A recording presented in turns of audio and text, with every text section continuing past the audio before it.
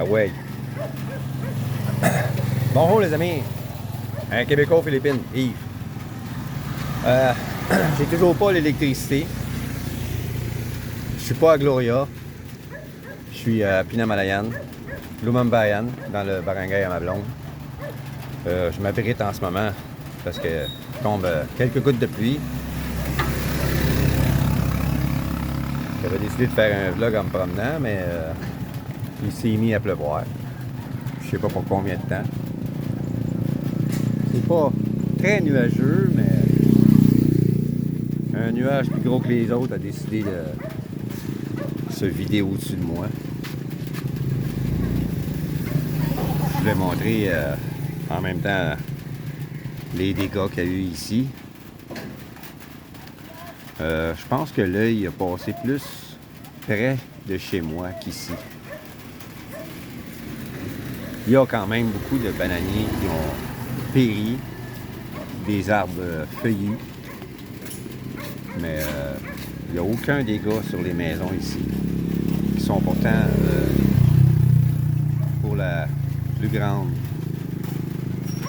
majorité des maisons traditionnelles. Aucune n'a été démolie.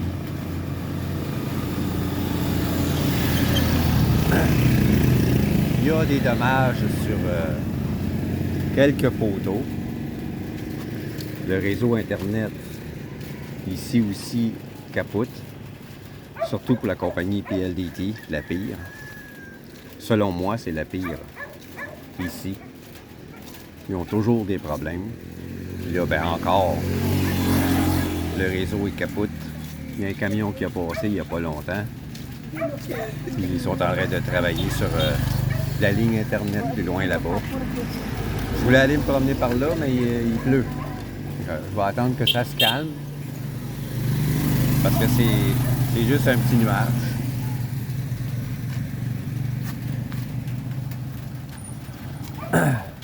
Ça tombe encore. Je vais aller m'asseoir de l'autre côté. Il y a un banc. À l'endroit où est-ce que ma blonde et sa mère ont leur petit commerce. Et c'est ici qu'ils vendent leurs choses.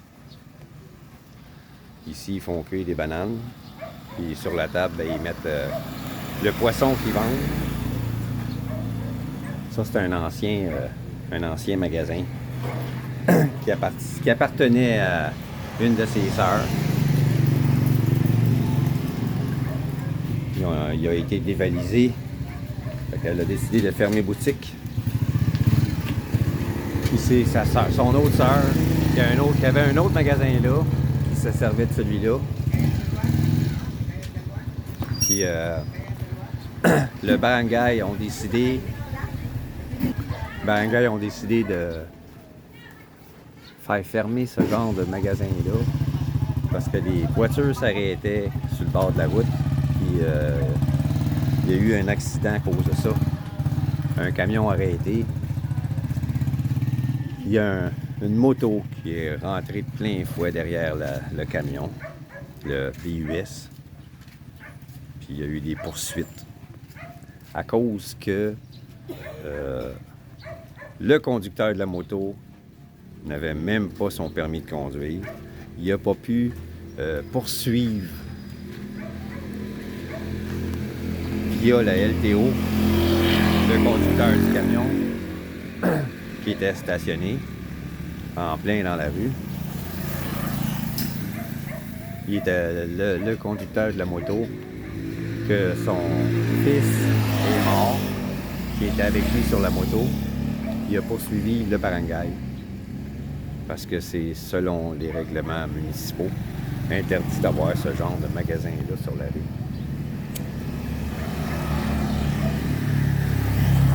Après cet événement-là, le capitaine du barangay a décidé de faire fermer ce type de magasin-là.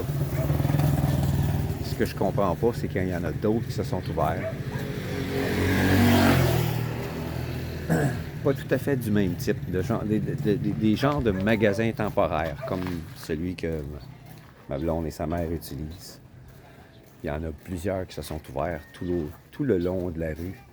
Puis il y en a qui sont pratiquement ouverts à la journée longue pour vendre toutes sortes de choses. De la nourriture cuite, du street food, puis du poisson, des crevettes, toutes sortes de choses.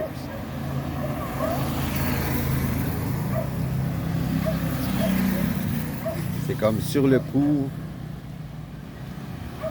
ceux qui étaient ouverts ont payé pour ce qui est arrivé. Puis il y en a d'autres qui se sont ouverts, d'autres endroits de vente qui se sont ouverts.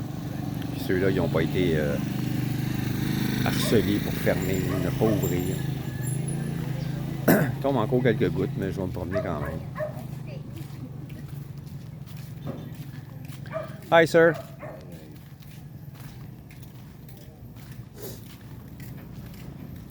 Je vais vous montrer les dégâts au lieu de me montrer la face.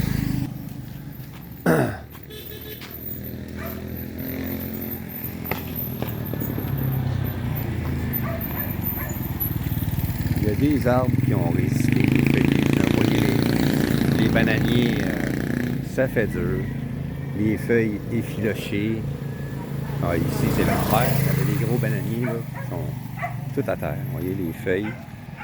C'est tout à terre, ça a tout été brisé. Là avec, et ici.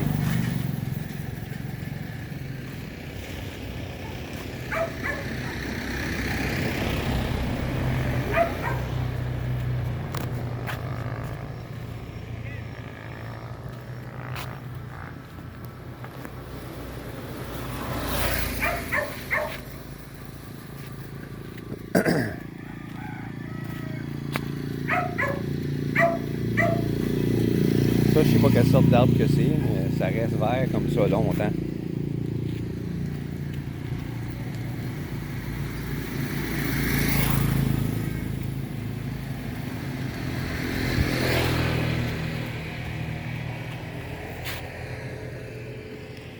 Ah, c'est une branche de lui qui a tombé. Elle était grosse en ciboulot. Ah, le top aussi a tombé.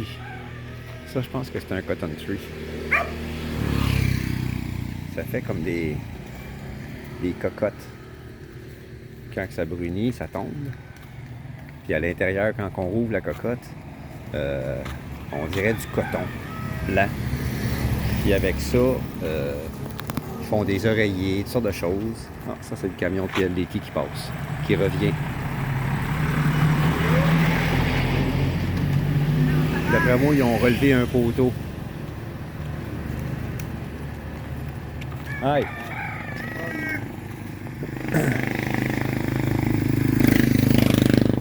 Un autre ici qui a cassé. Lui, il a déraciné. Il a tombé dans la rue.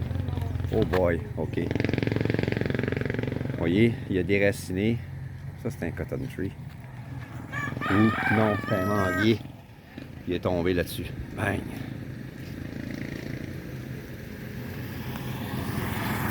C'est un manguier, ça. Ici, c'était des manguiers. Ça aussi, ça en est un. Ça aussi, ça en était un autre. Ouais, c'est un manguier, ça.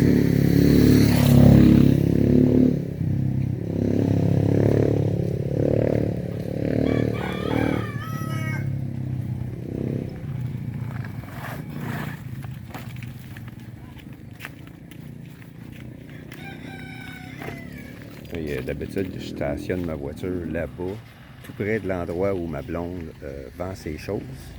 Mais quand je suis arrivé hier, il y avait des tricycles de stationner partout. J'étais obligé de venir stationner mon camion ici, assez loin.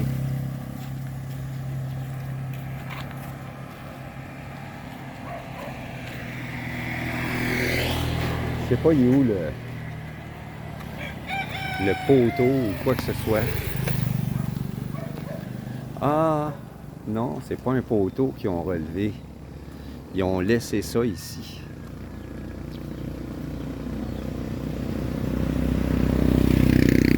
Il y avait ça sur le camion quand ils sont arrivés. Là, il est plus là.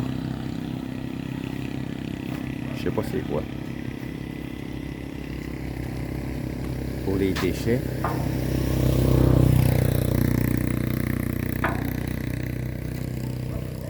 C'est pourquoi. quoi exactement? Ah, Cheddar. No, Com- composting. composting. Yes. Ah, good. It's a good Para sa thing. cooperative. Yeah, it's good. Very good. Pour faire du compost. Ce barangay-là, il est en avance sur plusieurs autres. J'ai été dans plusieurs barangays, puis ils n'ont pas ça, un genre de silo comme ça, pour faire du compost. Les gens, au lieu de jeter leur verdure, comme toutes les feuilles qui sont là par terre, ça peut être mis dans ça pour faire du compost, puis ensuite probablement que ça va être distribué aux habitants. Et ils mettent le vidange, ça c'est un endroit où ils mettent les vidanges. Éventuellement un camion va venir pour tout ramasser ça. Un camion de vidange. Ça aussi c'est quelque chose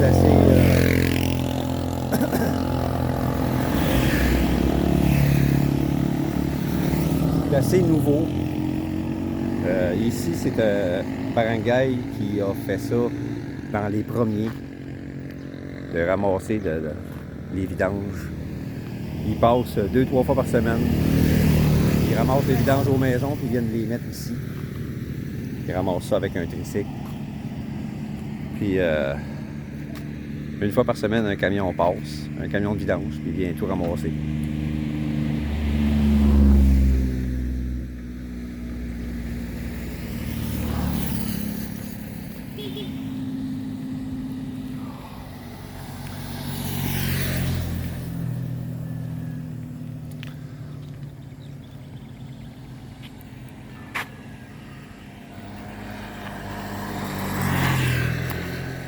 Ici, sur ce côté-là, il n'y a pas beaucoup de dommages.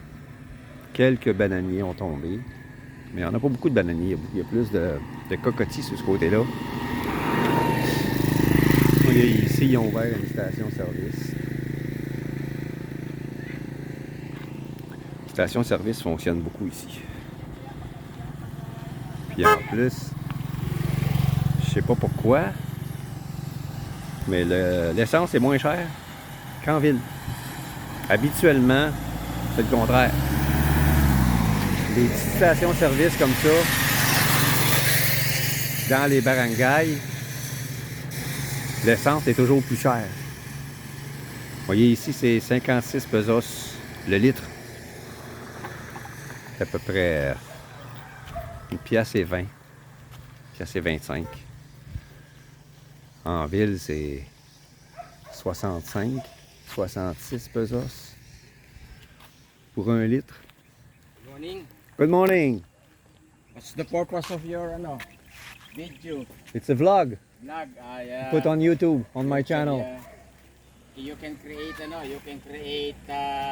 business on it. So help us to Yeah. promote Yeah. clean and to Yeah. disseminate this garbage. Yeah.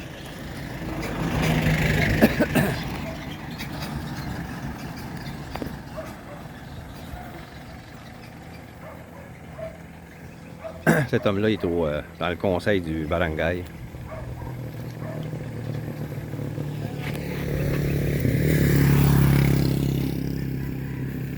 Et il vient voir le composteur qui a été installé.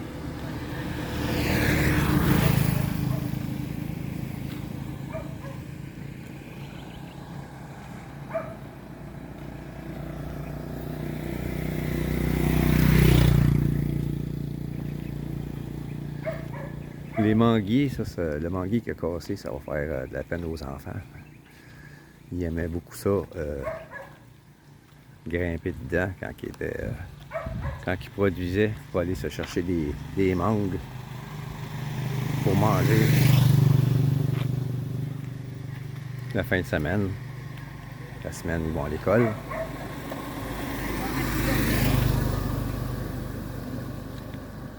Il pleut encore, c'était un peu fatigant.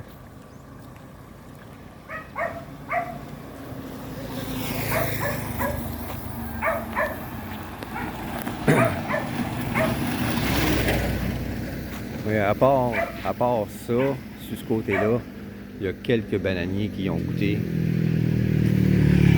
C'est à peu près la même chose partout. Mais comme je disais au début de ma vidéo, je crois que l'œil est passé plus proche de chez nous qu'ici. Parce que je vois des poteaux comme la lumière de rue ici. C'est encore debout. Chez nous, c'est tout tombé, ça. C'est la même chose pour les poteaux électriques.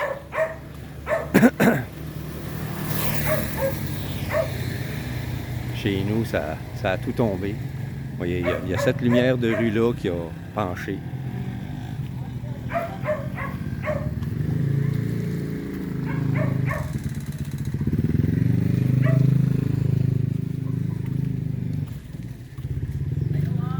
Oui, les poteaux électriques qui ont tenu. Celui-là, c'est un poteau de ciment qu'ils ont utilisé comme poteau électrique. Celui-là est en bois avec un transformateur dessus. La majorité des poteaux électriques ont résisté. Même au loin, je vois 2 antennes pour l'Internet, ça a résisté. Chez nous, ça a tout tombé. De chez nous, j'en voyais une, puis elle est disparue du paysage. Elle a sûrement cassé et elle est tombée. Et boy! La femme qui conduit ce véhicule-là, elle mesure même pas 5 pieds. Il y a juste sa tête qui passe au-dessus du volant qu'elle voit en avant. Dangereux, dangereux, dangereux. Au lieu de se mettre un bottin ou quelque chose en dessous des fesses pour se relever, on dirait un enfant qui conduit la voiture.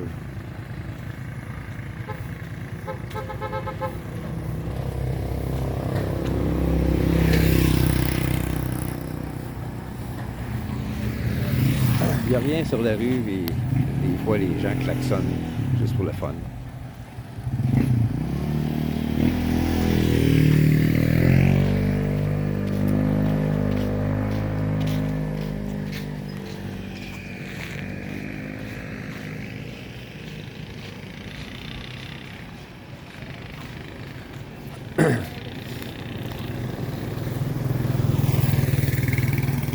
Vous voyez, ça c'est un exemple d'un endroit de fortune qui a été installé pour vendre des produits avec une balance, tout ça.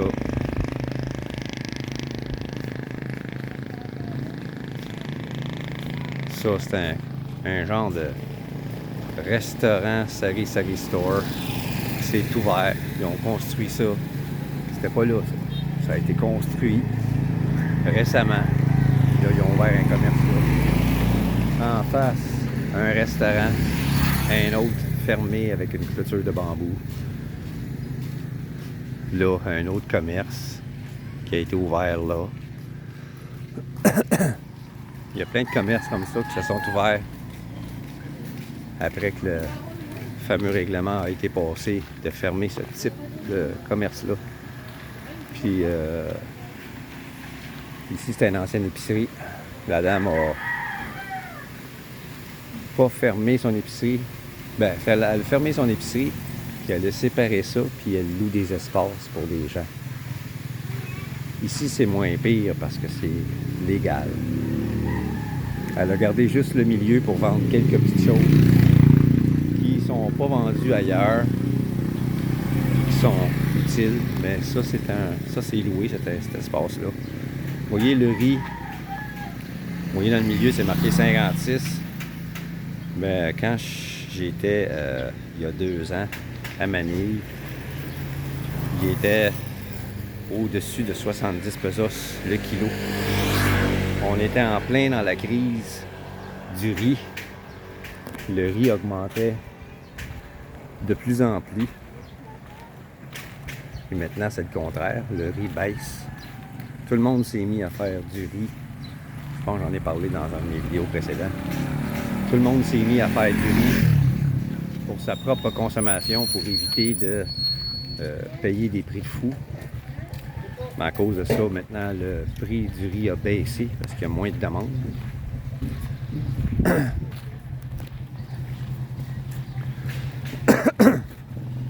Ce genre de petits commerces-là, ben,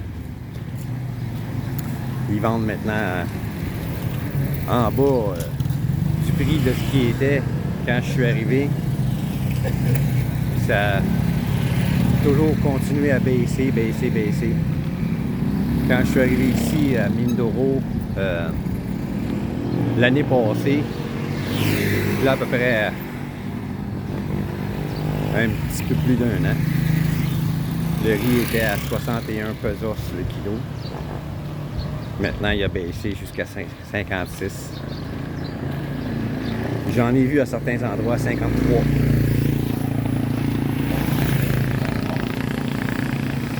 Le riz qui est au milieu, c'est le riz qui est produit localement, qui est très célèbre aux Philippines, Dinorado.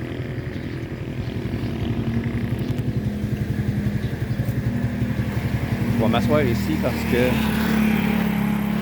il n'arrête pas de pleuvoir. C'est fatigant. Ici, il y avait un restaurant derrière moi.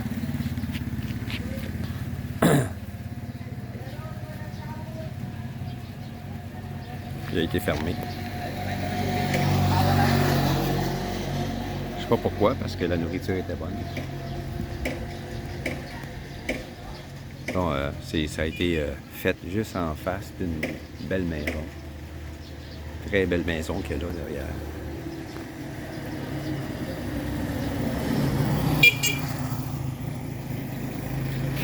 Ici, elle s'est fait un commerce d'Internet pour les jeunes. Il y a plusieurs ordinateurs là-dedans. Les jeunes payent à l'heure pour venir se connecter à Internet et jouer en ligne surtout. Hey, hey! Aucune idée c'est qui. Ils sont tous contents de voir un foreigner.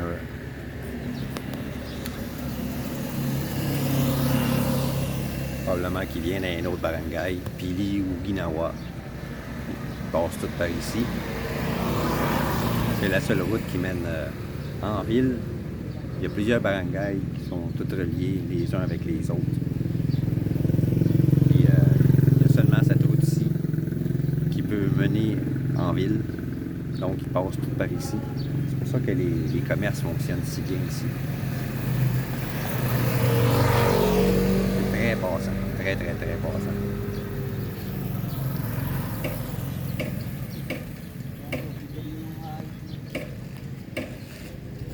Hey boy, ça, il faut que vous voyez ça.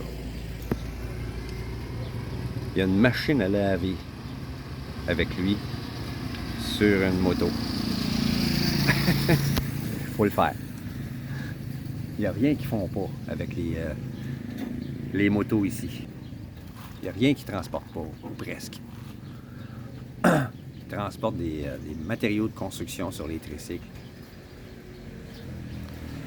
Là, lui, il se promène avec une machine à laver. Mais ici, les machines à laver ne sont pas aussi lourdes que chez nous. Elles ne sont pas toutes faites en métal, elles sont faites en plastique. Mais ils durent quand même une dizaine d'années. 10-15 ans. Une machine à laver peut fonctionner. De temps en temps, il y a quelques petites choses à réparer, mais c'est pas une fortune. Quand le moteur est fini, il s'en débarrasse.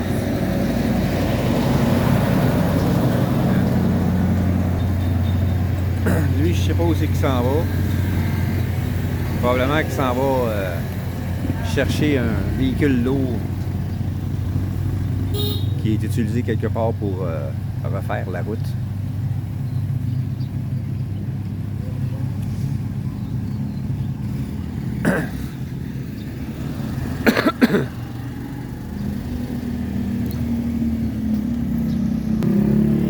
Ce que j'aime beaucoup de Pinamalayan, c'est que c'est la deuxième plus grande ville de Mindoro oriental. Puis il y a beaucoup de développement. Il y a beaucoup de choses aussi qui sont faites par la municipalité. Le nouveau maire, qui est un ami... Petit instant. Le nouveau maire qui est un ami de ma blonde. Parce qu'il fait partie de la communauté gay. Comme ma blonde. LGBT+. Beaucoup de gens ont hésité à voter pour lui.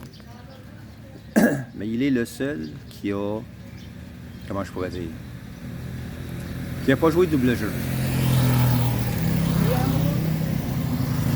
Il n'a pas essayé de séduire les gens qui voulaient absolument voter pour l'autre personne qui était une amie personnelle, presque personnelle du président Marcos. Elle a travaillé au gouvernement à Manila. Elle était très proche, quand même, du président. Elle était originaire d'ici. Donc, elle a décidé de venir se présenter comme maire. Mais ce qu'elle a fait, c'est que, oui, les candidats achètent des votes. Ils donnent de l'argent aux gens qui viennent à leur conférence. Mais elle a essayé de séduire les partisans du nouveau maire, celui qui a été élu, en lui donnant de l'argent à eux autres aussi. Fait qu'elle a joué double jeu. Ça s'est promené, ça. Hein? Le moment de ça l'ont dit.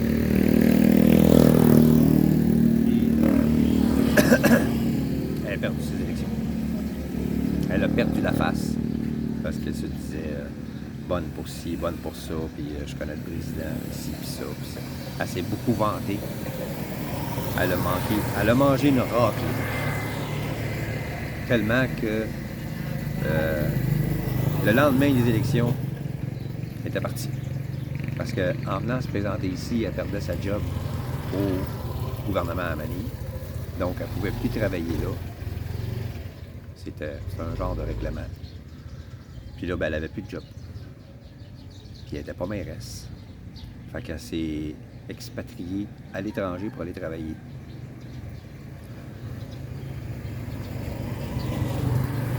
On ne sait pas où exactement. Mais ça l'a circulé dans les heures qui ont suivi les résultats de l'élection. Qu'elle s'était expatriée dans un autre pays pour aller travailler, pour se trouver une job. Probablement avec ses contacts au gouvernement, elle a réussi à avoir quelque chose.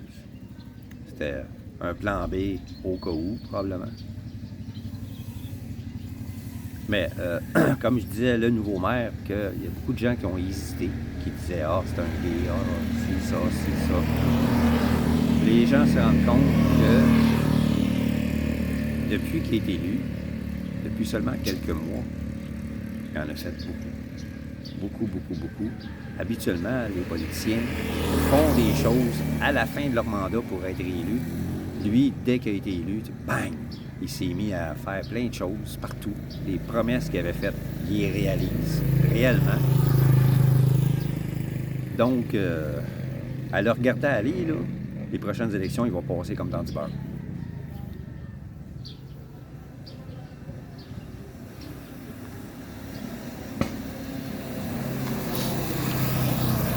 J'ai hâte de voir s'il va vraiment faire... s'il va vraiment donner de l'argent au barangay pour acheter le terrain qui est là.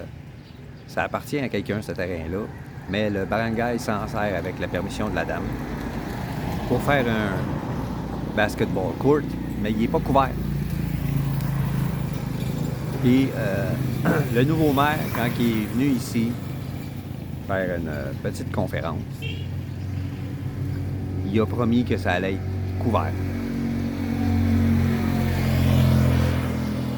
Parce que, encore une fois, si le barangay, c'est un des premiers dans la municipalité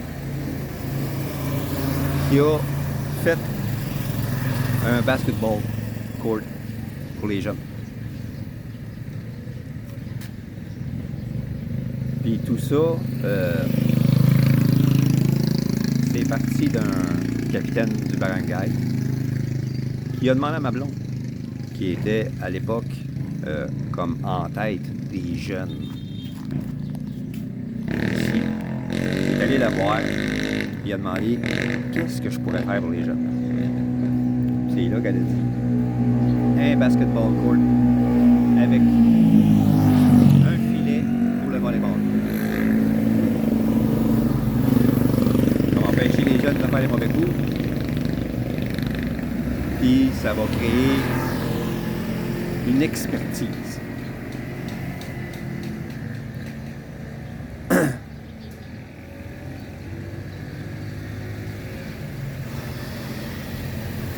Puis le capitaine Barangay savait qu'elle était bonne joueuse de volleyball. Parce qu'elle a en ville joué souvent dans des équipes de haut niveau. Donc, elle a appris avec des experts. Fait que c'est elle qui a formé tous les joueurs ici. Les premiers joueurs. Puis maintenant, ben, quand que les jeunes jouent ici, dans le tournoi du barangay, souvent, l'équipe qui gagne la première place va à la compétition en ville et se retrouve souvent dans les 3 premiers, sinon premiers. C'est arrivé plusieurs fois avec ma blonde qu'elle a gagné ici, puis elle a gagné en ville aussi, première place. L'expertise était là.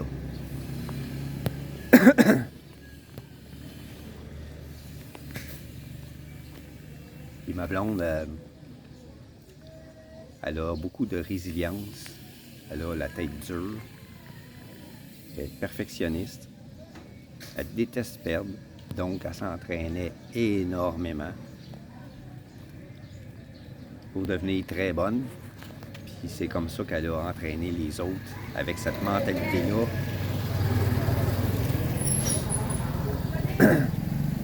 Et même à Gloria, quand on est arrivé là, la première fête du barangay, il y avait une compétition de volleyball.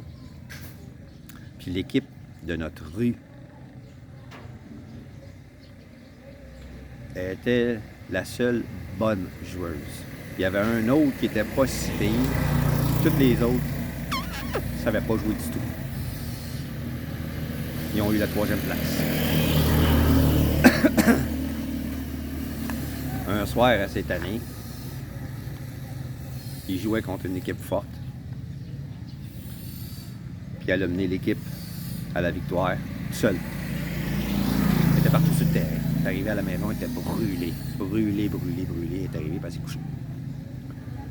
Mais ils ont gagné contre cette équipe-là, puis à cause de ça, ils ont grimpé jusqu'en 3e place.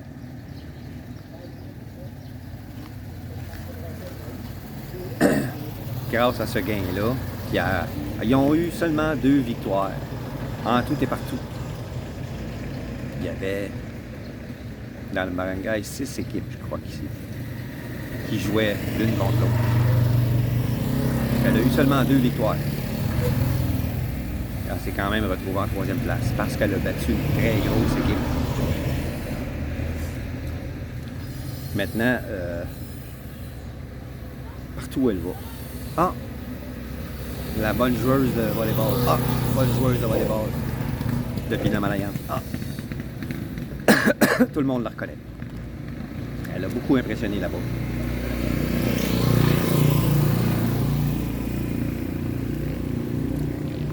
Ici, dans son barangay, il y a beaucoup de choses qui sont innovatrices. Tout comme je disais un peu plus tôt, ramasser les vidanges. Il y a un tricycle de service du barangay qui passe de rue en rue et il ramasse les vidanges des gens. ça se voit pas partout, ça. C'est la seule place que j'ai vu que c'est comme ça. Chez nous, à Gloria, oubliez ça. Ils font pas ça. Les vidanges, les gens garochent ça partout, ils mettent le feu là-dedans. Ici, ça n'existe pas. Quelques-uns le font. Ils font des tas, puis ils font des feux. Ça, c'est les plus paresseux. Les plus pauvres, les plus paresseux, qui veulent pas utiliser des sacs pour mettre leur vidange, mettre ça au bord du chemin. Ils préfèrent mettre ça dans des sacs, puis trouvent un coin quelque part, puis ils jettent ça là. Puis éventuellement, il y a quelqu'un qui met le feu là-dedans. C'est extrêmement pollué ici à cause de ça. Puis surtout chez nous, c'est fou. Mon voisin, il y a des tas de vidanges partout, autour de sa maison. Même les feuilles, au lieu de faire du compost comme moi, la femme balaye tous les matins, puis elle envoie toutes les feuilles qui ont tombé des arbres. En tas, en quelque part, elle met le feu dedans. En même temps, on jette un petit peu de vidange par-dessus pour brûler tout ça. Pas étonnant que son puits, maintenant, je le trosse plus. Au début, je prenais mon eau là, puis je la buvais. Maintenant, je la bois plus. J'étais malade une fois. Ils font leur lavage direct à côté de la pompe. L'eau s'en va en dessous, directement dans la nappe phréatique. Fait que l'eau est plus bonne, elle est plus consommable, je la consomme plus. Eux autres, ils continuent de la consommer. Ils n'ont pas été malades de nouveau, mais moi, je prends pas de chance. La Tourista, non merci.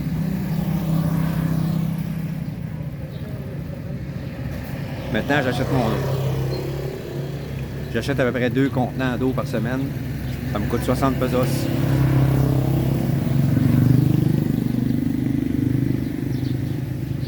C'est de l'eau distillée. Donc, il n'y a pas de déchets là-dedans. Là.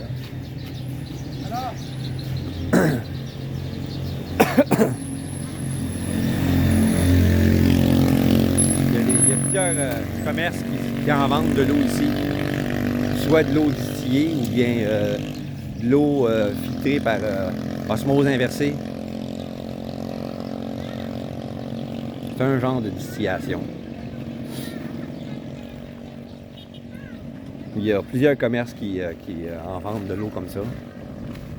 Donc, j'ai pas de difficulté à en trouver.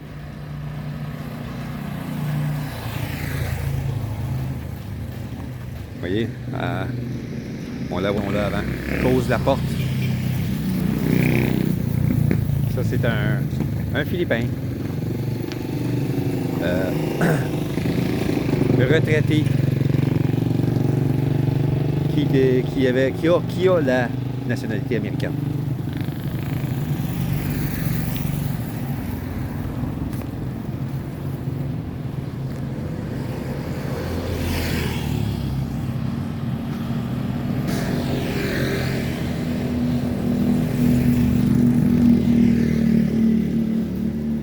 Et la majorité des poteaux électriques sont toutes debout ici.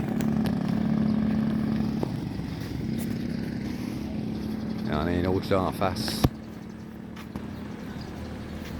Ça, c'est un poteau de rue avec la lumière, mais derrière, il y a un poteau, là, un poteau électrique. Il y en a un autre là-bas que la ligne traverse puis s'en va à ce poteau-là. Ils sont encore debout, ces poteaux-là. Chez nous, là, c'est soit canté, soit cassé. Ici, le lendemain du typhon, il y avait de l'électricité. Chez nous, minimum 2 semaines, maximum 2 mois. Parce que les opinions diverses chez les gens. Au début, ça disait 2 semaines. Quand ils ont commencé à voir les poteaux un peu partout, cassés, cantés, tombés sur la rue, là, l'échéance a augmenté. Là, on est rendu à 2 mois. les vidéos que j'ai uploadées hier, c'est des vidéos que j'ai faites chez nous à Gloria. Mais je les ai mis en ligne ici, hier, quand je suis arrivé. Parce que chez nous, je peux pas le faire. Et je suis venu ici pour transférer ma pension de mon compte de banque à mon compte de banque ici aux Philippines. Sans Internet, je pouvais pas le faire. Fait qu'éventuellement, je vais communiquer avec Retraite Québec pour leur donner mon numéro de compte de banque ici. Pour qu'ils transfèrent ma pension ici.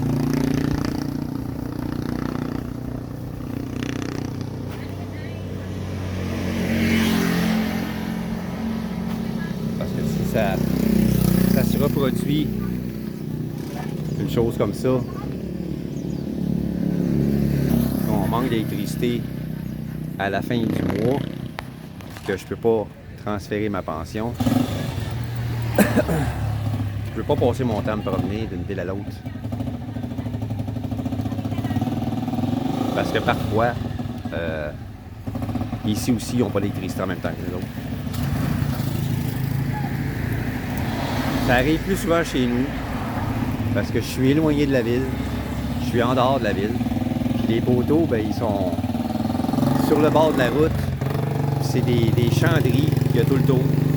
Donc les vents sont plus importants à cet endroit-là quand il y a des tempêtes tropicales ou une fois par 10 ans des typhons.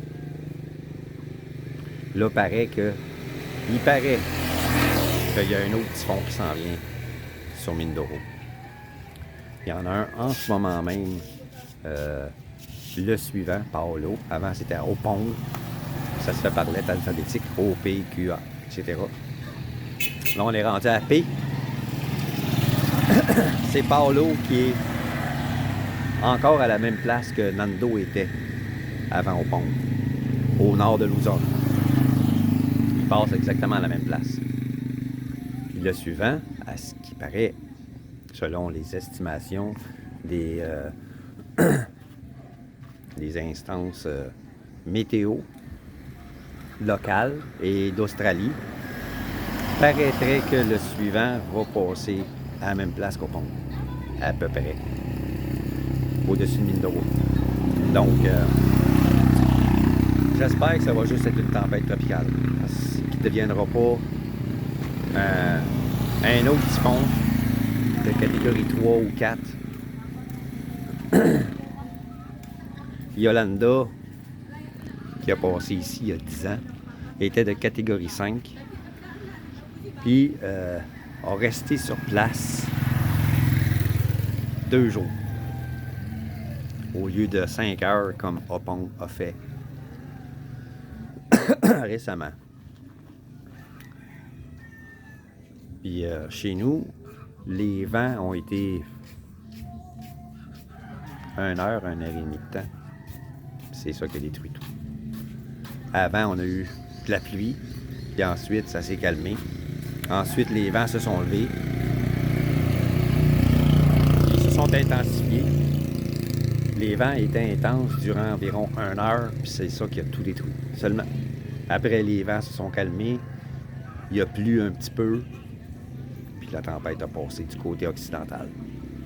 Fait que c'est seulement 1 heure de temps qui a tout détruit. Comme ça l'a fait. Mais Yolanda, il y a 10 ans, elle, ça a été des successions de vent, de pluie, de vent, de pluie, de vent, de pluie.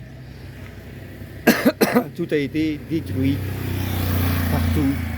Des maisons arrachées, des arbres détruits, des inondations monstres. Il y avait dans la maison à ma blonde, à l'époque, elle vivait avec sa mère. Dans la maison, il y avait 3 pieds d'eau. la rivière qui est juste en arrière, au fond de la rue là-bas. Il y a une rivière qui passe là, puis une petite rivière, un ruisseau qui passe là. C'est connecté avec l'océan, ce ruisseau-là. L'eau est semi-salée à cet endroit-là. Elle a débordé.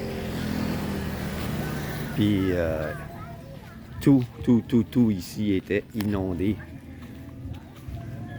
Où est-ce que je marche, là? La rue que je monte, c'est la rue de ma blonde.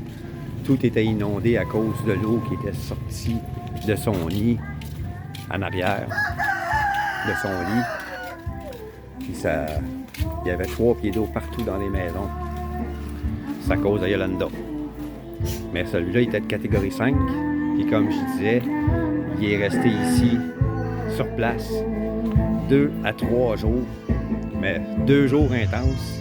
C'est ça qui a tout détruit partout. Ça a été une reconstruction quasiment totale pour certaines maisons, partielle pour d'autres. Les poteaux, tous des nouveaux poteaux.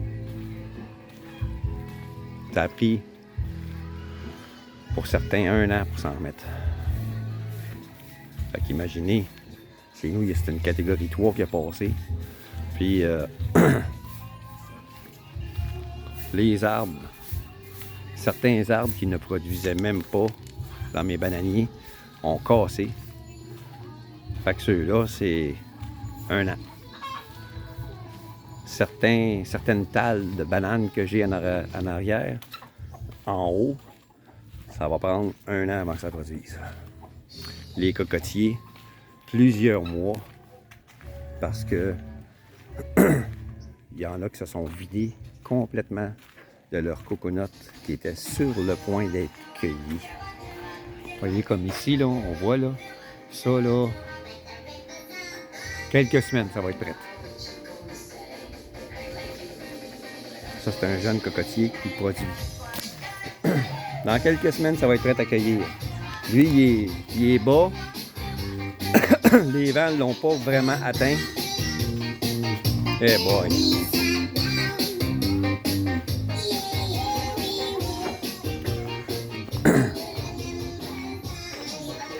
Vous voyez, cette maison-là est traditionnelle, construite en panneaux, mais montée sur piloris. Parce que très proche du ruisseau qui est là. C'est lui qui est sorti de son lit il y a 10 ans pour inonder partout. Ça, c'est connecté à un autre bras qui, lui, s'en va directement à l'océan. Par là, il y a un gros bras qui s'en va, comme ça, vers l'océan. C'est l'eau de l'océan qui a monté. Puis qui s'est emmené ici, puis ça a débordé. Puis ça a fait 3 pieds d'eau partout.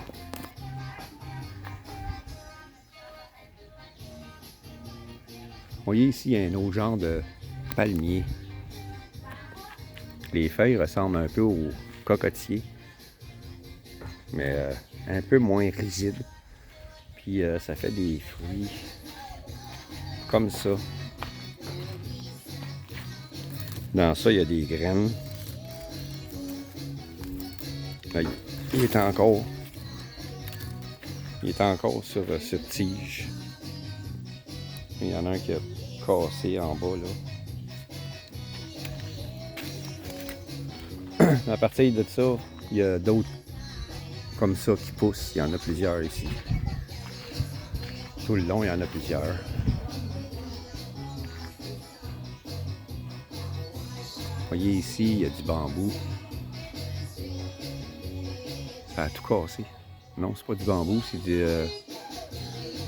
c'est cet arbre-là. C'est cet arbre-là. C'est quand même assez rigide. Ça a cassé. Cette talle-là a cassé. Il y en a plusieurs comme ça.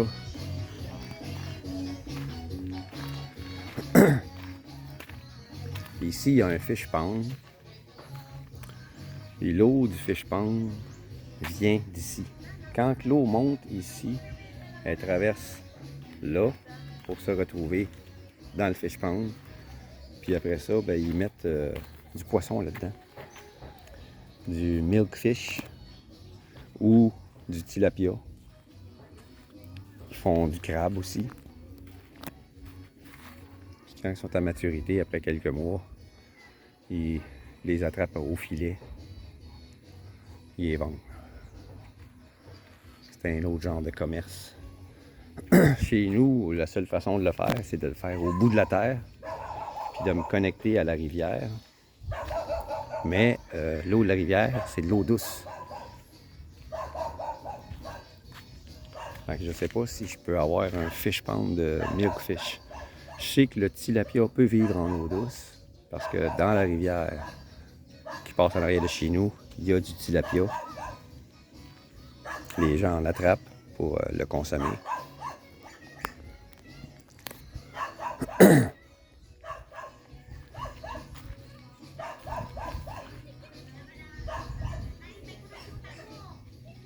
Le tilapia est un poisson qui est très adaptif.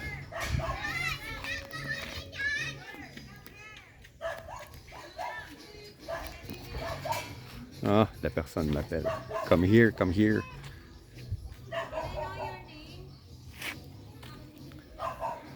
I'm coming.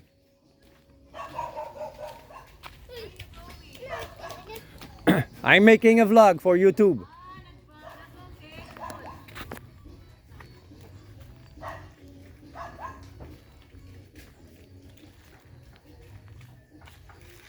Oui, ils ont mis des vaches.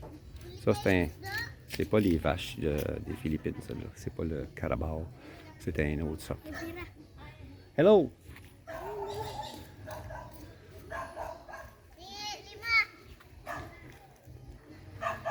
Je suis pas supposé filmer des enfants. Pas le droit. La nouvelle réglementation interdit de filmer des enfants ou des personnes qui pourraient être des proies faciles, comme les femmes ou les personnes âgées. Hey, what?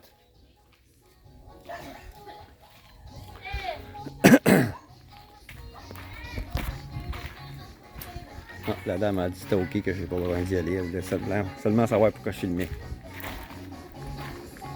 Elle voulait savoir mon nom, mais il y a une autre femme qui est arrivée et qui a dit qui j'étais puis d'où que je venais. La femme a dit ah ok.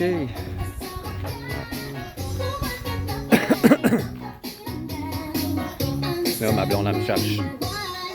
Sa mère il a dit il est parti au ruisseau en arrière. Là, je l'ai vu rentrer chez un autre membre de la famille, là. Là, elle sort. Bon, elle va m'engueuler. Tu que t'étais? Ah non, même pas. Elle sait que je suis en train de faire un vlog. Elle n'ose pas me déranger. Hey, je suis chanceux. Quand je viens ici, je n'ai pas le droit de rien faire. Elle a peur que j'attrape du soleil, que les gens m'achalent. Qu'elle sait, ici, dans le barangay, il y a beaucoup de pauvres. Ils sont fatigants des fois. As-tu de l'argent? As-tu des cigarettes? As-tu de l'argent? As-tu des cigarettes? Veux-tu venir boire avec moi? Je t'invite à boire. Je t'invite à boire. Un fou d'une poche ici. Je t'invite à boire, c'est toi qui payes. J'ai amené des coconuts que je pouvais pas vendre. Ma blonde en a ouvert 4 qu'elle a mis dans un sac. Je vais donner ça à mon ami. Celui-là, ben, c'est sa nièce qui va le manger, comme elle m'a dit. Je pensais en avoir amené 4, mais je viens de me rendre compte qu'il y en avait 5. Parce que je l'ai vu en ouvrir 4. Ah, elle est allée chercher du fil en quelque part pour réparer quelque chose.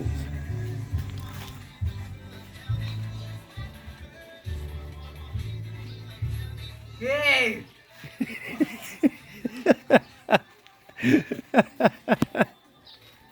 Elle veut pas que je la filme.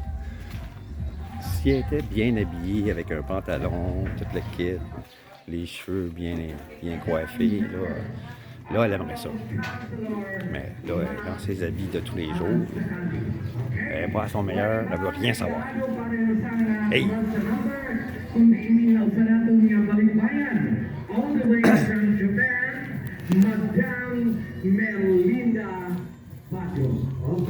Bon, là, ils sont en train de regarder un pageant, eux autres. Ça, c'est une affaire ici complètement inutile. Ils trippent, les filles, les trans, ils trippent toutes là-dessus, les pageants. C'est complètement inutile. Ça mène absolument nulle part.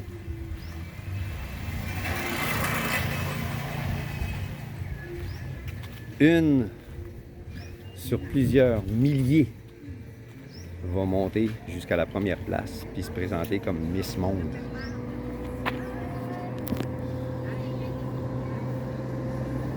Ils espèrent toutes se rendre là. Pour eux autres aussi, gagner le Miss Monde, comme c'est arrivé avec plusieurs Filipinas.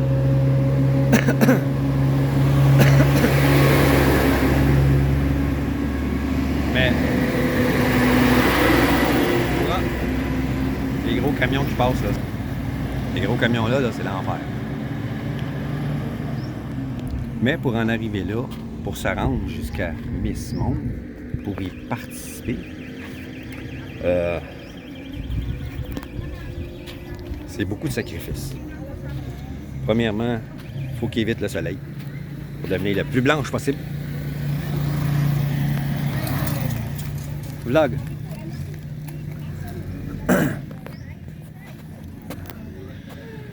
Donc, comme je disais, il faut qu'ils se blanchissent la peau. Éviter le soleil. Ils utilisent des satanés produits chimiques pour se blanchir la peau.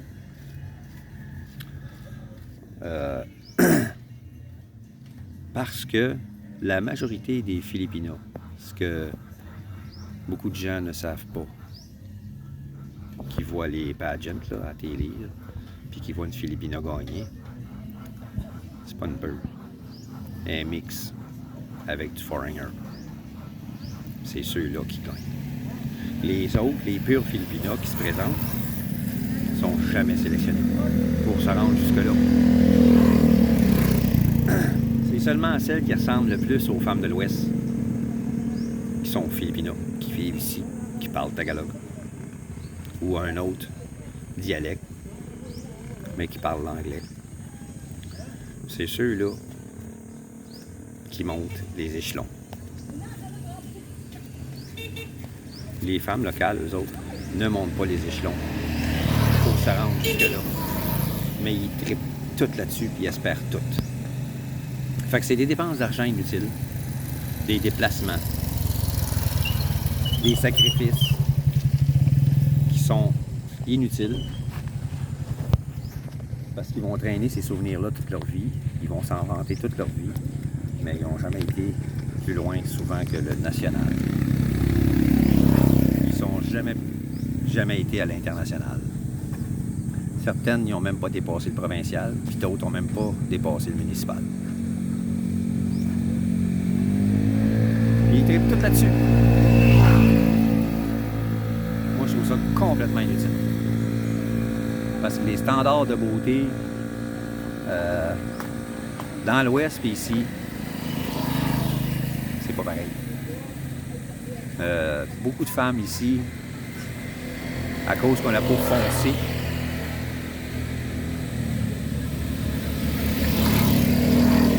n'intéressent même pas les hommes d'ici. Eux autres, ils voient à la TV des femmes blanches, ils capotent. Fait que les femmes d'ici se blanchissent la peau pour pour avoir des chums ici. Tandis que les foreigners, nous autres, on veut des femmes avec la peau plus foncée. Fait que les femmes à peau plus foncée, c'est eux autres souvent qui tombent sur des foreigners. Parce que c'est ça qu'on cherche. Moi, ça m'intéresse pas de blanche. Ça m'intéresse pas une femme à peau blanche.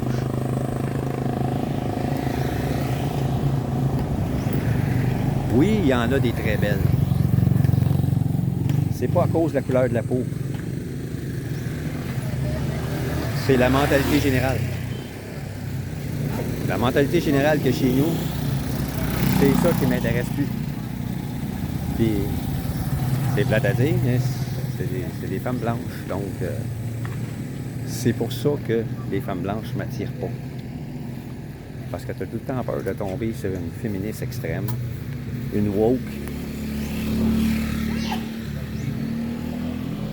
qui disent qu'ils n'ont pas besoin de toi ou que t'es pas intelligent ou que t'es un esti de pervers ou ci pis ça, à cause de toute cette mentalité de féministe extrême qu'il y a chez nous.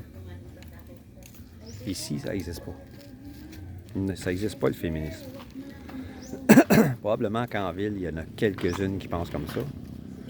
Mais ces femmes-là sont toutes célibataires. Puis ils sont pas capables d'avoir ni de chum local, ni de foreigner. Il y en a des foreigners qui rencontrent ces filles-là qui sont très belles. Eux autres aussi font des sacrifices pour se blanchir la peau. Les gars tombent sur elles. Ils ont une forme de visage asiatique, mais avec la peau plus blanche. Tout comme les femmes de Corée, d'ailleurs. Ils tombent là-dessus, ils tombent en amour avec, ils arrivent ici, ils les rencontrent, puis ils se rendent compte que c'est des estis de féministes. Même pas 2 jours, ils prennent la barre. Ils sont flushés. Fait que ces femmes-là, ils se retrouvent toutes célibataires, pas capables de se trouver de partner. Puis comme les femmes de chez nous, ils s'imaginent que c'est à cause de nous autres. C'est nous autres le problème. C'est les hommes le problème. On ne veut pas les accepter comme elles sont. Mais eux autres non plus, ils ne nous acceptent pas comme nous sommes. Ils ne nous aiment pas, premièrement. C'est juste pour l'argent. T'es un fournisseur. T'es un provider. Tout comme chez nous. Beaucoup de femmes sont comme ça chez nous. Je ne généralise pas encore, mais il y en a beaucoup qui sont comme ça. C'est pour ça que je vois beaucoup de vidéos de femmes qui se plaignent que les hommes veulent plus s'investir. Pourquoi tu penses? C'est quoi ta mentalité? C'est quoi que tu vois? Comment tu vois une relation homme-femme? Comment tu vois ça? Puis quand ils se mettent à parler, désolé, les hommes sont plus jeunes. Toi, tu veux quelque chose. L'homme veut quelque chose. Si tu donnes à l'homme ce qu'il veut, il va te donner ce que tu veux.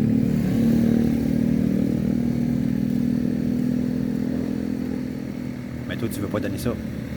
Fait que tu n'auras pas ça. Tu n'auras rien. Tu vas rester célibataire et tu vas penser que c'est toi qui as raison. Tant pis pour toi. Quand tu seras rendu à 50, 60 ans, tu comprendras que ton parcours était faussé, que tu n'avais pas raison. Il va peut-être être trop tard. Ou tu vas tomber sur des gars qui pensaient qu'avec leur queue. Parce que les autres ne seront pas intéressés à s'embarquer avec toi. Ils sont plus intéressés par les femmes Ils ont passé leur vie célibataire et ils se sont rendus compte qu'ils étaient bien mieux sans les femmes. Puis ils veulent pas s'investir dans une relation avec une femme qui pourrait gâcher la fin de leur vie.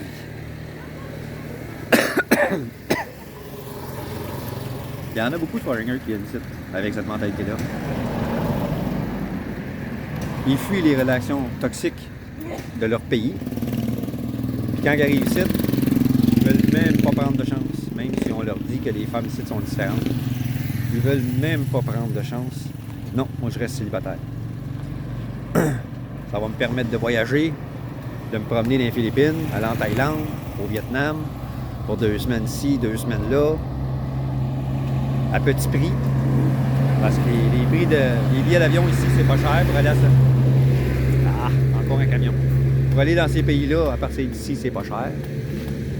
Fait que, ils préfèrent rester célibataires puis profiter de leur retraite plutôt que de s'embarquer avec une femme qui va leur faire dépenser de l'argent inutilement pour avoir ci, avoir ça, avoir ci, avoir ça, puis aider la famille. Puis...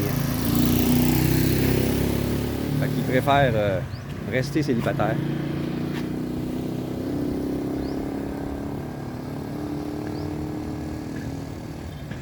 Moi, je suis bien tombé. Puis c'est pas la norme. Il y en a qui tombent bien. Ça dure 1 an, 2 ans, après ça, c'est fini. Il y en a qui se marient, ça va très bien au début. Puis après ça, il y a comme un changement dans la perception de la femme sur la relation homme-femme à cause d'influences extérieures. La fameuse mentalité de crabe. Puis ça, ben, les femmes ne s'en rendent pas compte. La mentalité de crabe. Quand il y en a une qui réussit, elle réussit à sortir du panier, les autres l'attrapent par en arrière pour la ramener au fond. Parce qu'ils veulent pas qu'elle réussisse. Ils sont jalouses. Ils veulent qu'elle reste au même niveau qu'eux autres. C'est ça la mentalité de crabe. Tu mets un crabe dans un panier, il va s'en sortir. Il est tout seul. Tu mets plusieurs crabes dans un panier, mais aussitôt qu'il y en a un qui réussit à monter en haut, les autres le tirent vers le bas. Ils l'attrapent par les pattes et ils le tirent vers le bas. C'est ça la mentalité de crabe. Puis ça existe ici. Ça existe souvent. Beaucoup. Surtout dans les barangays comme ici, là, où il y a des gens pauvres. Là. Au début de ma relation avec elle, se sont essayés. Il y en a qui se sont essayés. Mais je savais déjà à propos de cette mentalité-là, puis j'ai mis ma blonde en garde contre ça. J'ai dit, ce qu'ils vont te dire pour essayer de te décourager d'être avec moi, ou les mensonges qu'ils vont te dire, comme par exemple que je t'ai trompé ou que je regarde d'autres femmes, ne les crois pas. Regarde mes faits et gestes. N'écoute pas leurs paroles. Regarde mes faits et gestes. Concentre-toi là-dessus. Elle s'est rendu compte que tout ce que les gens pouvaient leur dire, c'était des mensonges. Puis à un moment donné, les gens continuaient, puis elle leur a dit « Mêle-toi de tes affaires, jalouse. Mêle-toi de tes affaires. T'es jalouse. Mêle-toi de tes affaires. »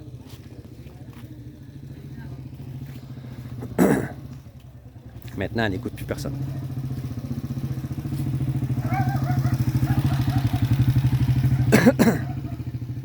C'est plate à dire, mais c'est comme ça.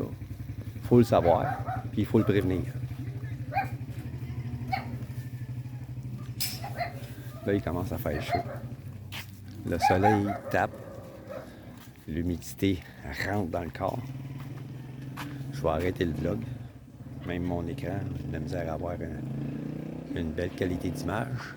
Parce que le soleil me tape directement dessus. Le soleil est directement en face de moi, là. Fait que je vais arrêter la vidéo là. Alors, les amis, un Québécois aux Philippines, 62 ans, à la retraite. Je vis sur une terre à Gloria, Oriental Mindoro. Si le contenu vous intéresse, si mes aventures vous intéressent, j'ai acheté une terre d'1 hectare pour en vivre. Arbres fruitiers, gros jardin. Je vais avoir des cochons, poules à chair, poules pondeuses, pour en vivre, vu que j'ai une petite pension. Ça se construit tranquillement, mais là, à cause du dernier typhon, il y a une partie qui est démolie, surtout les arbres fruitiers. Mais on lâche pas. Moi et ma blonde, on est deux résilients. On va s'en sortir. Si le contenu vous intéresse, abonnez-vous. Partagez la vidéo avec vos amis. Cliquez sur la cloche de notification pour ne pas manquer les prochaines vidéos. Je vous remercie. À la prochaine. Faites attention. Bye bye.